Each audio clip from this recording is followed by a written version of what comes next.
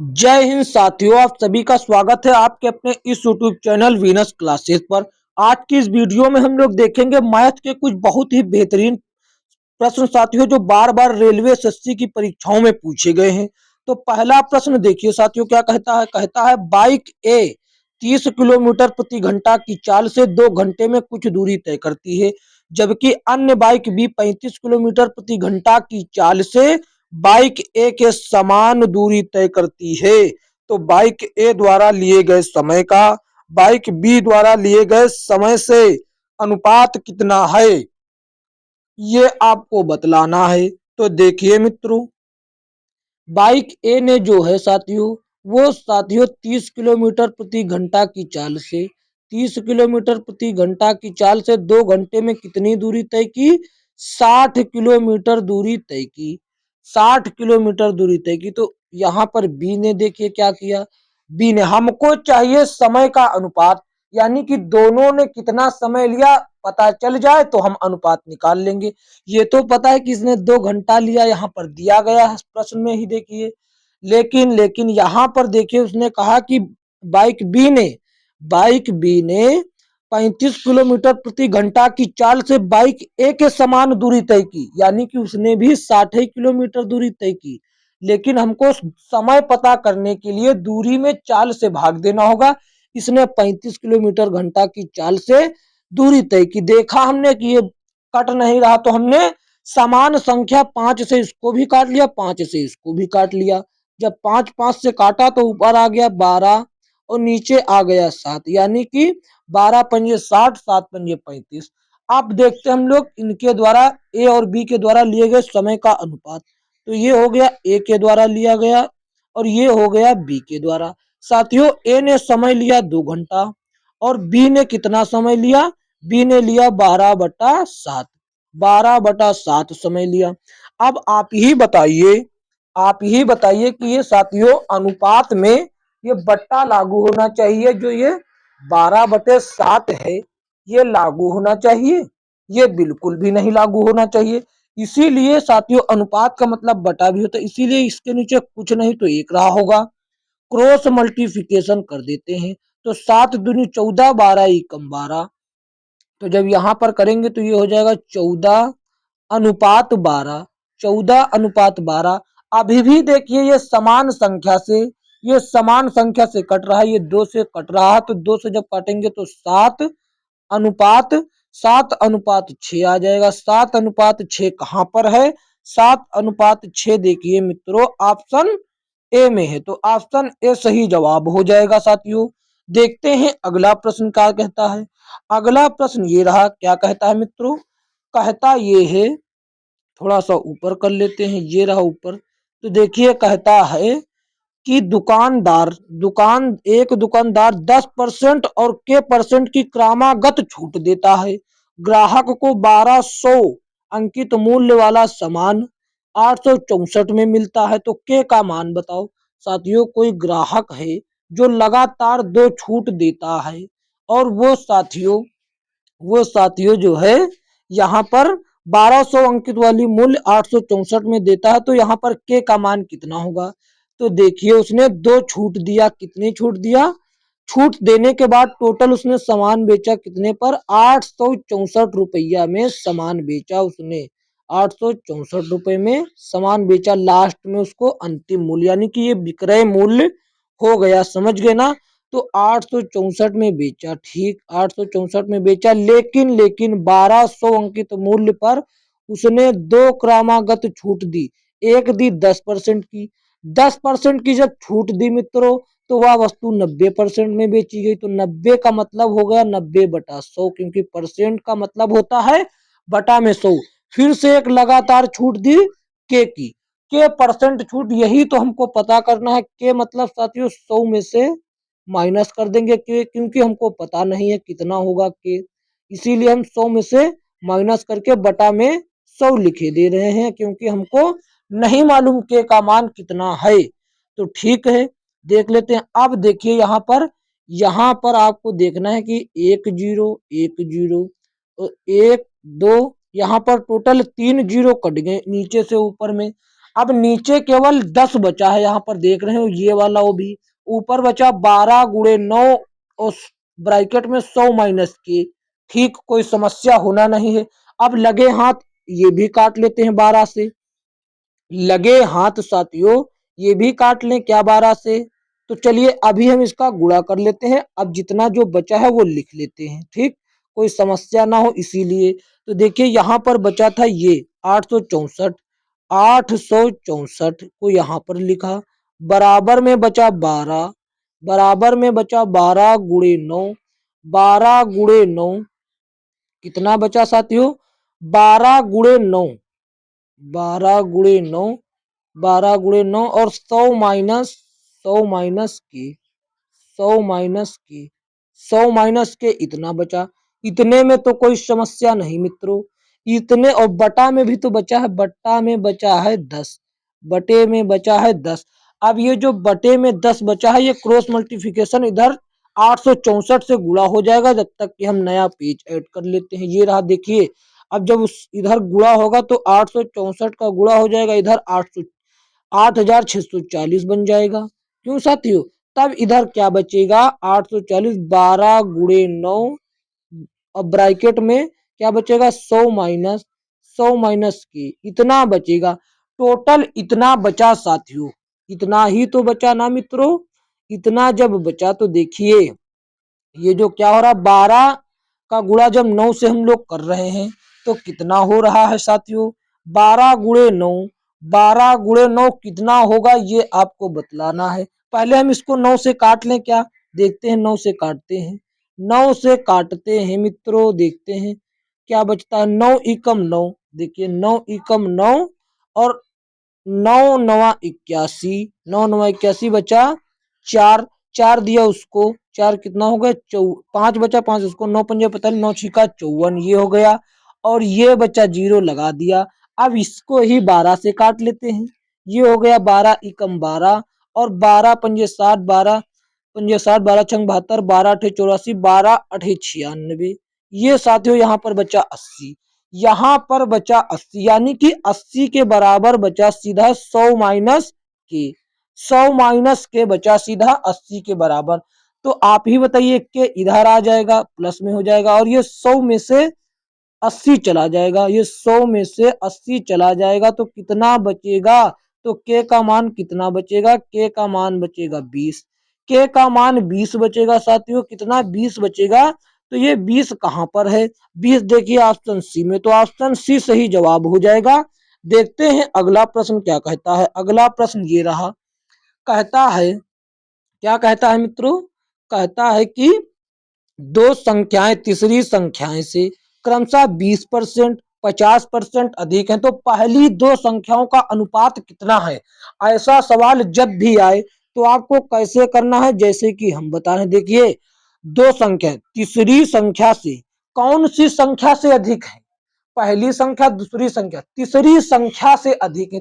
तो जिस भी संख्या से अधिक हो, मान लिया तीसरी संख्या से अधिक है तो आपको तीसरी संख्या को क्या मान लेना है, तीसरी संख्या को मान लेना है 100, तीसरी संख्या को मान लेना है 100। माना तीसरी संख्या 100 है, ये हमने माना है, क्या किया है, माना है, ये हमने माना है, माना तीसरी संख्या 100 है मित्रों, कोई दिक्कत नहीं होना चाहिए, माना लिखा है, माना तीसरी संख्या 100, ठीक। तो देखिए तीसरी संख्या से जो पहली संख्या है, कौन सी पहली संख्या और दूसरी संख्या, तो पहली संख्या 20% अधिक है यानी कि अब ये हो जाएगी 120, क्योंकि 100 का 20% 20 ही होता है, जोड़ के लिख दिया। और तीसरी संख्या जो दूसरी संख्या है ये 50% अधिक, तो ये हो जाएगी 150, क्योंकि 100 में 50 जोड़कर लिख देना है, इसीलिए कहते हैं ऐसे करो। अब हमसे कहा पहली दो संख्याओं का अनुपात, तो ये रही पहली संख्या और ये रही दूसरी संख्या, हमको पहली और दूसरी संख्या का अनुपात चाहिए, तो ये रहा पहली संख्या का अनुपात, पहली संख्या अनुपात दूसरी संख्या, कोई दिक्कत तो नहीं है। तो ये रहा अनुपात, तो देखिए पहली तो है 120, पहली है 120 और दूसरी क्या है 150, 150। तो ये जीरो से जीरो तो पहले ही निपटा देते हैं, ये जीरो से जीरो पहले, अभी भी देखिए 3 से कट रहा है, ये 3 से कट रहा है, तो 3 से जब काटेंगे हम लोग तो 4 तिया 12, 3 चौको 12 और 3 पछे 15। तो साथियों क्या आ जाएगा 4:5। 4:5 देखिए ऑप्शन बी में है। कहां पर है 4:5। 4:5 ऑप्शन बी में है, तो ऑप्शन बी सही जवाब हो जाएगा। देखते हैं अगला प्रश्न साथियों क्या कहता है। अगला प्रश्न ये रहा, क्या कहता है 5 नंबर। कहता है कि कोहली, जो कोहली है पुराने सामानों का कारोबार करता है। ये क्रिकेटर नहीं कोहली समझिएगा आप, वो तो क्रिकेट खेलते हैं, वो पुराने सामानों का कारोबार नहीं करते हैं। तो देखिए कहता है कोहली पुराने सामानों का कारोबार करता है। उसने 10,000 रुपया में पुराना एयर कंडीशनर खरीदा और उसे इसने लाने के लिए 500 रुपया परिवहन खर्च किया और इसकी मरम्मत पर 2,000 रुपया खर्च करके इसे 15,000 रुपया में बेच दिया। तो उसका लाभ या हानि प्रतिशत में कितना है ये पता करें। सबसे पहली बात तो ये पता करिए कि उसने टोटल कितना खर्चा किया। तो देखिए खर्च कितना किया उसने, खर्च कितना किया टोटल। पहली बात तो उसने 10,000 रुपया में खरीदा, 10,000 रुपया में खरीदा, ठीक। और फिर 500 रुपया परिवहन का भाड़ा दिया। फिर साथियों 2,000 रुपया मरम्मत के लिए दिया। कितना 2,000 रुपया मरम्मत के लिए दिया, यानी कि टोटल रुपया खर्चा कितना किया, टोटल रुपया खर्चा किया 12,500। ठीक, 12,500 रुपया खर्चा किया। कितना 12,500 रुपया जो है खर्चा किया किसने, कोहली ने, क्योंकि वो पुराने सामानों का कारोबार करता है। ठीक, तो अब उसने बेचा कितने में, बेचा कितने में, विक्रय मूल्य क्या है, विक्रय मूल्य साथियों है 15,000 रुपया। बेचा उसने है 15,000 रुपया में, 15,000 रुपया में। तो कितना फायदा कमाया, 2,500 रुपया का फायदा कमाया। अब लाभ देखिए, लाभ कितना कमाया, परसेंट में हम लाभ बताएंगे आपको सीधा। लाभ कमाया कितने का, लाभ कमाया 2,500 यानी कि 2,500 रुपया का। तो कितने पर कमाया ये भी तो पता होना चाहिए, कितने पर कमाया, कितने पर 12,500 रुपया लगा कर कमाया। तो 12,500 रुपया ये आ जाएगा नीचे, ये आएगा नीचे। और परसेंट करना है, इसीलिए परसेंट के लिए 100% से गुणा, ना कि 100 से। जो लोग 100 से करते हैं वो आधी अधूरी बात लिखते हो। परसेंट का मतलब नीचे में 100 होता है। जब तक परसेंट लगाएंगे नहीं तो परसेंट आएगा कहां पर। तो ये 100% से गुणा। तो 1 0 2 0 ये तो निपट लिए इससे। ठीक, अब ये 125 बचा साथियों, 125 बचा। तो इसको देखिए 25 एकम 25 और 25 पंजे 125। अब वहां पर बचा 100, यहाँ पर बचा ये। तो साथियों ऊपर बचा 100 और नीचे बचा 5। ऊपर बचा 100, यहाँ पर बचेगा क्योंकि डबल जीरो लगा हुआ है, नीचे बचा 5। तो 25 चौकू 20 पंजे 100। तो 20% का लाभ कमाया, ना कि हानि। कितने परसेंट का, 20% का साथियों लाभ कमाया किसने, कोहली ने। तो ऑप्शन डी सही जवाब हो जाएगा। 100/5 था साथियों, 100/5 तो काटेंगे 20 आ जाएगा, कितना 20% आ जाएगा, जो कि ऑप्शन डी में था। देखते हैं अगला प्रश्न। अगला प्रश्न ये रहा, अगला प्रश्न ये रहा साथियों, क्या कहता है। कहता है कि जब एक सीधे बेलनाकार टैंक से, जब एक सीधे बेलनाकार टैंक से 154 लीटर तेल निकाला जाता है तो उसका स्तर जो है 10 सेंटीमीटर नीचे गिर जाता है। उसका व्यास कितना है ये बताएं साथियों, उसका व्यास कितना है ये आपको बता। तो देखिए एक बेलनाकार टैंक रहा, कहां पर रहा, ये रहा बेलनाकार टैंक। ठीक, ये हो गया, क्या हो गया, बेलनाकार टैंक।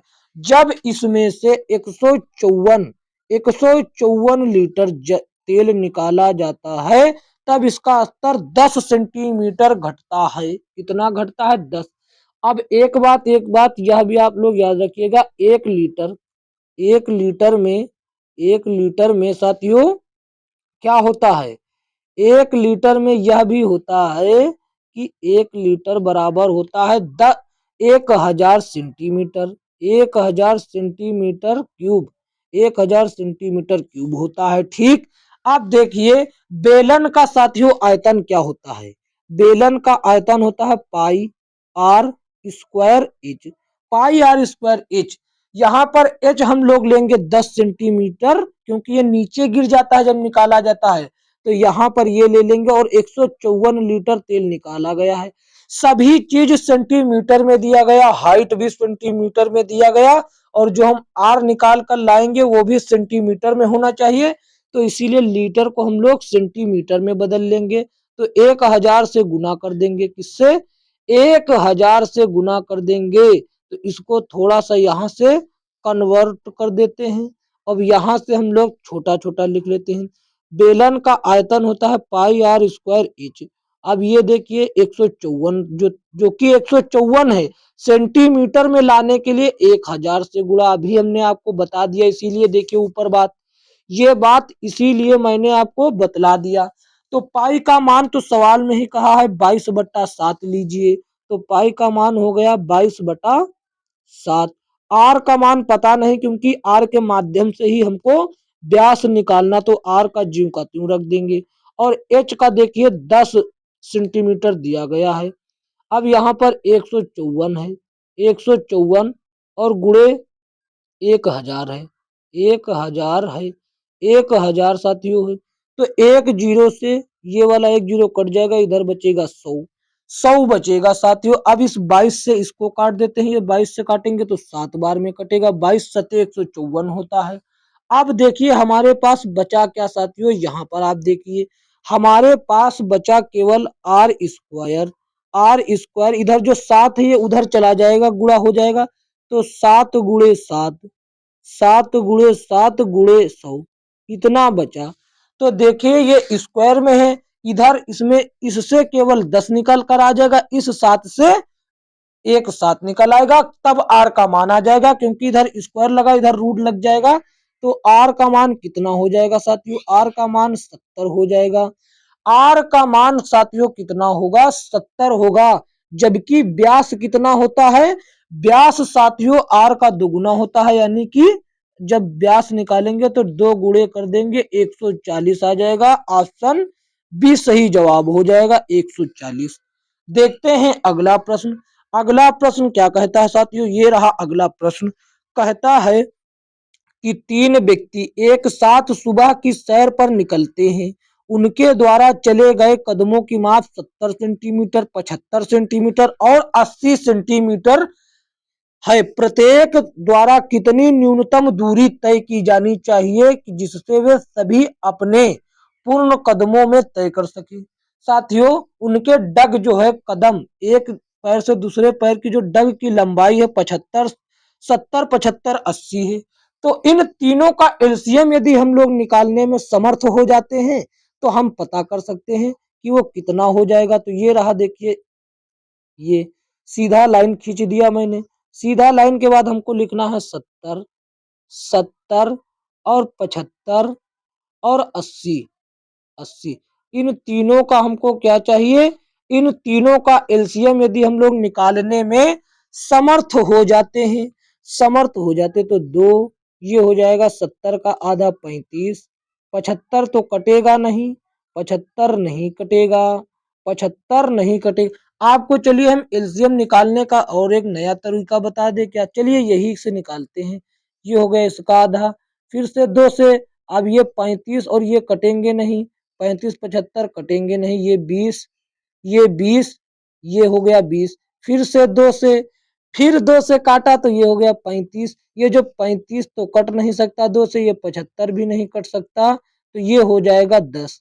अब ये फिर से 2 से काटेंगे तो यहाँ पर 5 बचेगा, बाकी ये सभी वैसे ही रहेंगे। ये 75 का 75 और ये 35 का 35, ये 35 का 35 ही रहेगा, ये 35 का 35। ठीक, अब काटते हैं हम लोग 3 से, 3 से कटेगा नहीं, 3 से एक बार कटेगा, केवल क्या कटेगा? 75।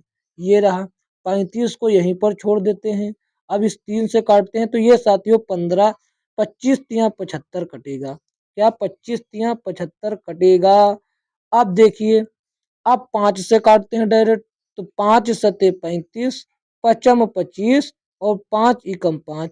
अब केवल 5 से एक बार और काटते हैं, ये 7 और ये 1, और ये तो एक हो ही गया है। अब 7 से काट लेते हैं। ये सभी एक एक हो गए साथियों, क्या हो गए? सभी एक एक हो गए, सभी जो है एक एक हो गए। यहाँ पर भी एक और यहाँ पर भी एक, यानी कि अब एलसीएम के लिए इनका गुणा करना चाहिए। ये हो गया 16, ये 4 बार 2 है तो इनका हो गया 16, और ये 2 बार है तो 25, 25 और ये 3, यानी कि अब हमको गुणा करना चाहिए 16 गुणे 3 गुणे 25 गुणे 7, इसका गुणा करना चाहिए। तो इसका जब हम लोग देखिए 16 तिया 48, 16 का गुणा रहने देते, 25 तिया 75, 75 सत्ते कितना होगा? ये अब आप लोग हमको बताएं साथियों। 75 दूना 150, 150 फिर 150, 300 हो गया, 325 हो जाएगा। यानी कि इसका जब हम लोग पूरा गुणा करेंगे तो ये आ जाएगा 8400, 8400 आएगा। तो जो कि ऑप्शन ए में है साथियों, ऑप्शन ए सही जवाब हो जाएगा। कोई दिक्कत नहीं होना चाहिए। देखते हैं अगला प्रश्न। अगला प्रश्न साथियों क्या कहता है, ये रहा। कहता है कि एक समूह में 20 छात्रों के औसत भार 54 केजी है। यदि 52 केजी औसत भार वाले 12 छात्र समूह में शामिल हो जाते हैं, कितने समूह में शामिल हो जाते हैं, और 56 केजी औसत भार वाले 7 छात्र समूह से निकल जाते हैं, तो अब समूह में शेष छात्रों का औसत भार कितना है, वो भी केजी में। तो देखिए कितने छात्रों का भार, 20 छात्रों का भार, औसत भार कितना है, 54 केजी है, 54 केजी। ठीक, ये तो बड़ा अच्छी बात है, 54 केजी है। तो अभी हम लोगों को यहाँ पर इसका गुणा करना पड़ेगा, इसीलिए छोटा छोटा लिखते हैं। तो ये है 54 केजी। ठीक, 54 केजी है। और कहता है 12 छात्रों का, यहाँ पर देखिए जो शामिल हुए हैं, उन 12 छात्रों का भार कितना है, 52 केजी, 52 केजी है। ठीक, उनका 52 केजी है। और जो 7 छात्र निकल गए हैं समूह से, उनका कितना है, उनका साथियों है, उनका कितना है, उनका है 56 केजी, उनका है 56 केजी, उनका है 56 केजी। ये रहा पूरा डिटेल।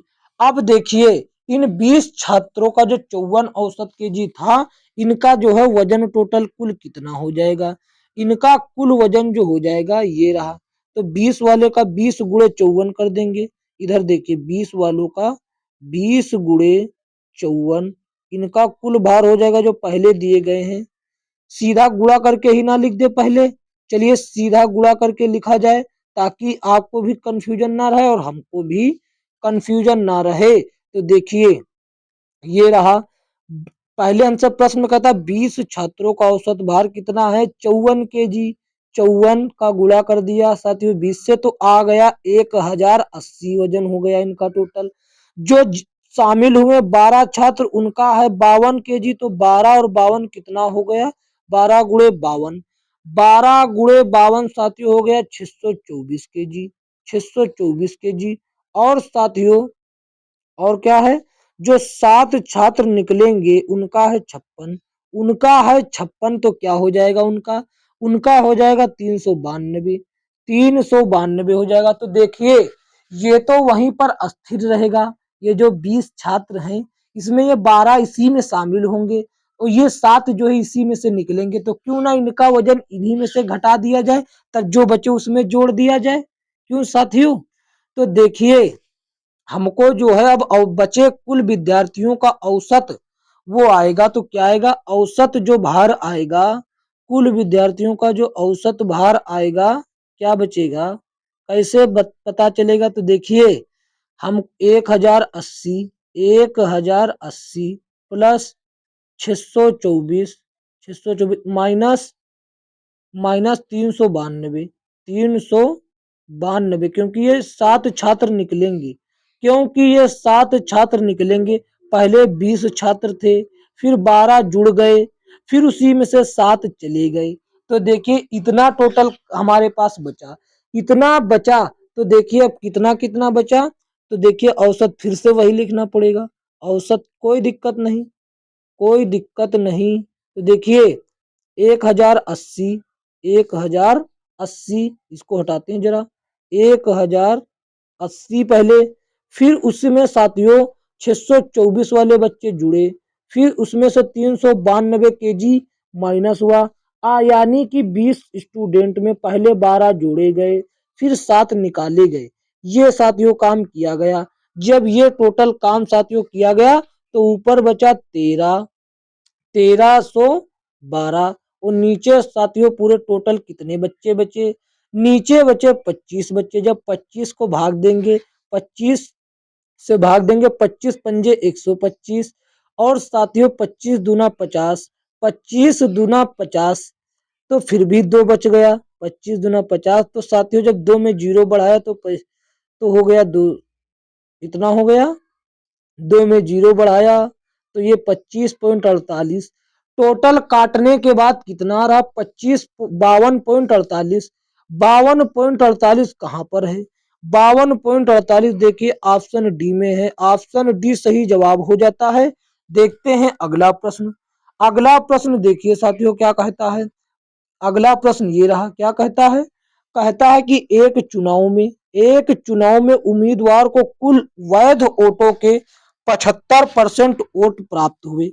कितने? 75% वोट प्राप्त हुए। यदि कुल वोटों के 20% वोट को अवैध घोषित कर दिया गया और कुल वोटों की संख्या 5,60,000 थी तो उस उम्मीदवार के पक्ष में पड़े वोटों की संख्या क्या थी?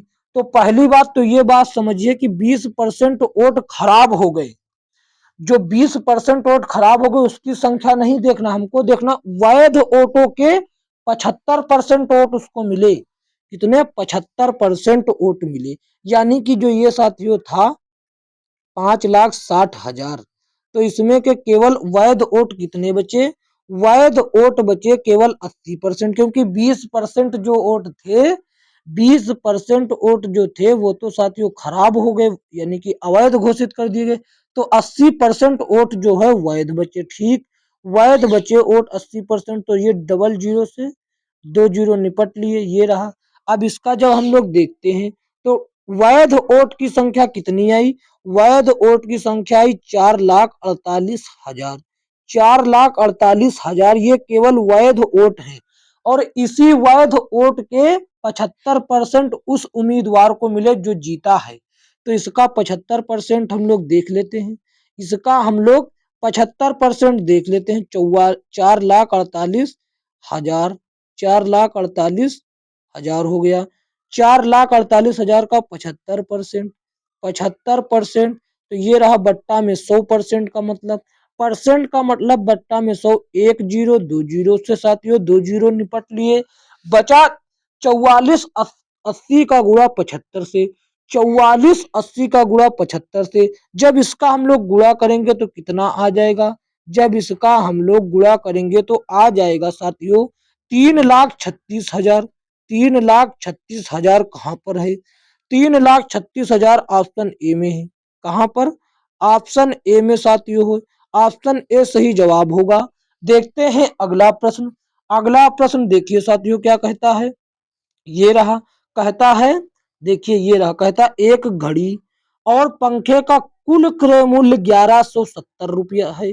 रामा ने घड़ी को 20% के लाभ पर बेचता है और पंखे को 25% के लाभ पर बेचता, तो उसका समग्र लाभ 265 रुपया है। तो घड़ी का क्रय मूल्य बताएं। बहुत बेहतरीन प्रश्न। 49 नंबर प्रश्न देखिए क्या कहता। तो देखिए हमने माना माना कि घड़ी का, चाहे जिसका एक का मान लेते हैं तो एक पता चल जाएगा। तो देखिए माना माना माना को ब्रैकेट में लिखेंगे। घड़ी घड़ी का क्रय मूल्य, घड़ी का क्रय मूल्य यानी कि सीपी, कॉस्ट प्राइस कितना है? तो घड़ी का सीपी कितना है? एक्स। एक्स को मैंने क्या किया है? माना है। एक्स को तो मैंने माना है। एक्स को माना है साथियों। कोई दिक्कत इसमें? क्योंकि मानने में कोई ऐतराज नहीं करना कभी मैथमेटिक्स में। तो साथियों पंखे का कितना हो जाएगा? पंखे का हो जाएगा कितना? पंखे का सीपी हो जाएगा 1,170 रुपया माइनस 1,170 रुपया। यहाँ पर 7 है, 70 है, 70 रुपया माइनस एक्स, क्योंकि 1,170 रुपया दोनों का जोड़कर है क्रय मूल्य। ठीक, अब उसने कहा कि उसको घड़ी को बेचा है 20% के लाभ पर और पंखे को 25% के लाभ पर। तो एक्स है घड़ी का मूल्य, एक्स है घड़ी का मूल्य, तो 265 रुपया तो लाभ कमा लिया टोटल। तो देखिए एक्स पर उसने लिया कितना, एक्स पर लिया 20% का लाभ। परसेंट का मतलब बट्टा में 100 होता है। क्या होता है, परसेंट का मतलब होता है बट्टा में 100, तो ये बट्टा में 100 लिख दिया। अब यहाँ पर हम लोग लगाएंगे प्लस, ये घड़ी का एक्स था, और साथियों अब कलर चेंज करें ताकि आपको कंफ्यूजन ना हो। ये रहा 1170 और माइनस माइनस एक्स, ये है पंखे का, ये है पंखे का, ये है किसका, पंखे का। और इस पर कितना कमाया है, 25% का लाभ। 25% का मतलब बटा में 100, लेकिन ये किसके बराबर होगा, ये भी लाभ और 265 रुपया भी लाभ, तो ये आपस में बराबर हो जाएगा, क्योंकि ये भी लाभ ही है और 265 रुपया भी लाभ ही है। समझ गए ना। तो देखिए एक जी, इसको सीधा 20 नम 20 और 20 पंजे 100, 25 नम 25 और 25 चौको 100, यहाँ पर 4 बचा। तो ठीक देखिए 4 बचा, तो 265, 265 ये 4 इधर एक्स से गुणा करेगा और ये 5 उधर गुणा हो जाएगा। आप कहेंगे ये कैसे, क्योंकि ये प्लस है, एलसीएम जब लेंगे तो क्रॉस मल्टीप्लिकेशन हो जाएगा, नीचे 20 बचेगा। क्या बचेगा, नीचे 20 बचेगा, 20 बचेगा, और 20 साथियों क्या होगा, 20 क्या होगा, 20 तो कट जाएगा, खत्म हो जाएगा, समझ गए ना। 20 बचेगा जो वो इधर गुणा हो जाएगा, नीचे एलसीएम जो 20 आएगा वो इधर गुणा हो जाएगा। 4x, 4x यहाँ पर टोटल 4x बचेगा, क्योंकि जो ये 4 इधर गुणा हो जाएगा, और ये 1170, 1170 माइनस एक्स, इसके गुणा में चलेगा 5, और नीचे जो 20 बचेगा जो एलसीएम आया है, ये जो 20 एलसीएम है, ये नीचे इधर 265 में क्रॉस मल्टीप्लिकेशन हो जाएगा। क्या हो जाएगा, क्रॉस मल्टीप्लिकेशन, यानी कि 265, 265 गुणे 20, 265 गुणे 20, अब क्या बचेगा 4x।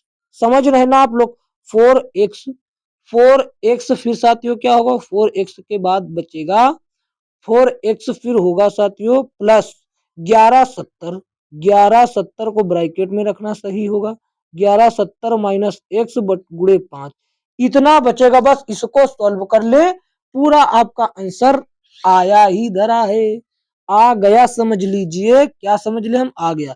जब इसका गुणा हम लोग करेंगे साथियों, इसका गुणा करेंगे तो ये हो जाएगा कितना, 5300 हो जाएगा, 5300 हो जाएगा, 5300, 5300 हुआ। तो देखिए ये तो 4x, इसमें कोई दिक्कत नहीं। जब 11 का गुणा करेंगे, 5 का गुणा करेंगे 1170 से, तो कितना आएगा, ये आएगा, ये कितना आएगा 58, 5850, क्योंकि 11 पंजे 55 हो रहा, 70 पंजे 7 पंजे 35, 350 हो रहा, तो 350, 5500, 5850, जबकि माइनस में 5x हो जाएगा ये।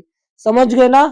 तो देखिए ये हो गया माइनस में 5x, ये 5x इधर लाएंगे और ये भी इधर लाएंगे, तो ये माइनस में हो जाएगा 4 और वो प्लस में, यानी कि कुल मिलाकर इधर बचेगा 1x, और ये उधर भेजेंगे तो ये 5800 में से माइनस होगा, क्योंकि इधर ये प्लस में 5850 माइनस 5300, माइनस 5300। तो x का मान कितना बचा, 550 रुपया। कितना बचा, 550 रुपया बचा। 550 रुपया कहाँ पर है, 550 रुपया देखिए ऑप्शन भैया बी में है, ऑप्शन बी में है, ऑप्शन बी सही जवाब हो जाएगा। देखते हैं अगला प्रश्न। अगला प्रश्न देखिए साथियों क्या कहता है, ये रहा प्रश्न नंबर 13, सॉरी प्रश्न नंबर 50 कहता है, एक नाव एक नाव द्वारा धारा की विपरीत दिशा में 34 किलोमीटर जाने में, इधर 34 किलोमीटर जाने में, कितना, 34 किलोमीटर जाने में लगने वाला समय, इसे धारा की दिशा में 40 किलोमीटर जाने में लगने वाले समय से 25% अधिक है। यदि धारा की चाल 4 किलोमीटर घंटा, तो शांत जल में नाव की चाल क्या होगी।